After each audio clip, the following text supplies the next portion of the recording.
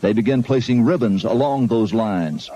The finished shape, outlined by the ribbons, was that of a huge ship, the approximate length and width of Noah's Ark, as described in the Bible.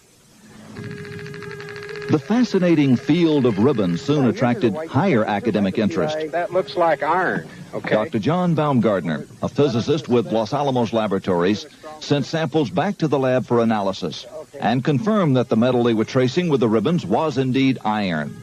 With the width and the length known, the only remaining question was depth. By locating the depth of the hull, they could determine if the boat-shaped object had the cargo capacity described in the biblical ark. To resolve this final issue, Wyatt and Fassel brought geologist Tom Finner to Turkey with his company's heavy-duty subsurface radar equipment. Gear like this located the black box cockpit recorder on the floor of the frozen Potomac River after the Air Florida crash. It was here, several miles short of the boat-shaped site, that a waiting game began for Finner and the others. The party needed a final go-ahead from the Turkish government to complete their probe of Doomsday Mountain. The restrictions of martial law left the American explorers isolated from the outside world. Not even a telephone. Yeah. Anyway, we're going to hang in like smell on a skunk till there's nothing left to get this done. Hang in like the smell on a skunk. The Turkish government stopped the exploration. What now? Since we were there, Barbara, things have cooled down, and they've sent their own team of scientists in to take a look at this site. It's a very fascinating location. While Turkish scientists and archaeologists did their own research, Ron and his associates continued their work. The next step was subsurface interface radar. There's the longitudinal bulkhead. You ought to see them popping out, Ron. Yeah, there they are. Here. There's another one. There's the key line right there. Yeah.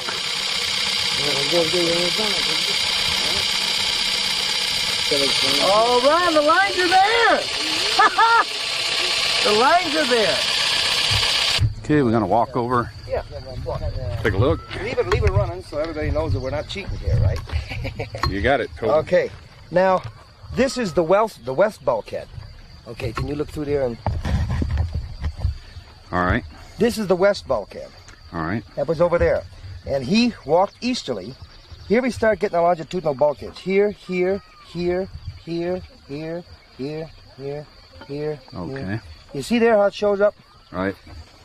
The initial scans were very impressive, showing internal structure consistent with bulkheads and rooms.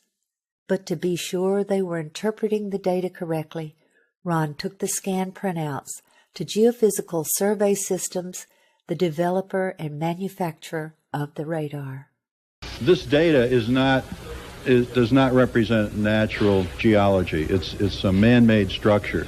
These reflections are occurring very periodic, too periodic to be random natural type interface.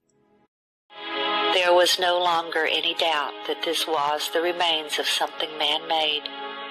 In late 1986, the Turks announced their decision. The ceremony was set for June 1987.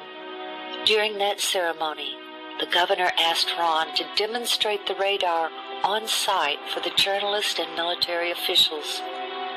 When Ron showed them a readout that he said looked like an intact timber, the governor then instructed a soldier to dig right there. What emerged was this petrified section of fossilized hand-wrought timber. Sectioning showed it to be laminated wood, 5 layers of timber glued together with pitch, clearly visible oozing from the end. This fossilized specimen shows that rivets were used in its construction. Their analysis showed that they contained iron, titanium, and aluminum, among other things, very sophisticated alloys that would be resistant to water. Specimens falling out from the lower end of the ship, identified as slag by an expert in metallurgy, indicated to Ron that Noah filled the hull with slag material from his metal production of the fittings used to build the ark.